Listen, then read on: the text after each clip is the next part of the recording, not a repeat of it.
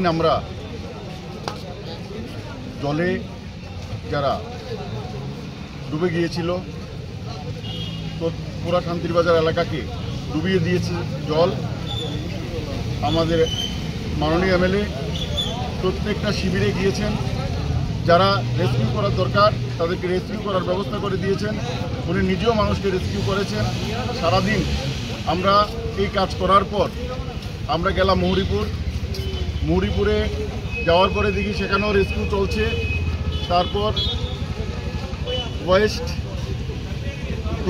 কুশারঘাট, তারপর ওয়েস্ট চরাকবাই আমরা গিয়েছিলাম, সেখানে এখনও রেস্কিউ চলছে। সেখান থেকে আমরা শান্তিরবাজার মাত্র এলাম, আসার সঙ্গে সঙ্গে আরেকটা দুর্ঘটনা হয়ে গেল।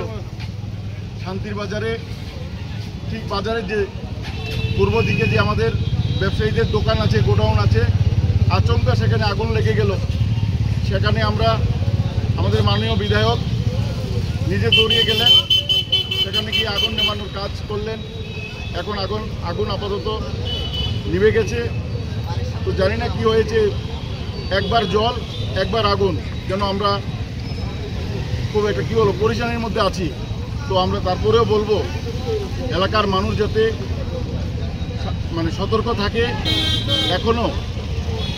এখনো বৃষ্টির প্রভাবটা ঠিকভাবে কমেনি, গাছ এখন কিছুটা কম আছে, কিন্তু রাত্রেও বৃষ্টি হতে পারে। সেই জন্য এলাকার মানুষকে আমরা বলবো যাতে সতর্ক থাকে, এবং যদি ভারী বৃষ্টি হয় তাহলে আমাদের এখানে অনেকগুলি শেল্টার হাউস আছে, সেখানে গিয়ে ওনারা ওনাদের জীবন বাঁচার জন্য সেখানে আশ্রয় নেয়।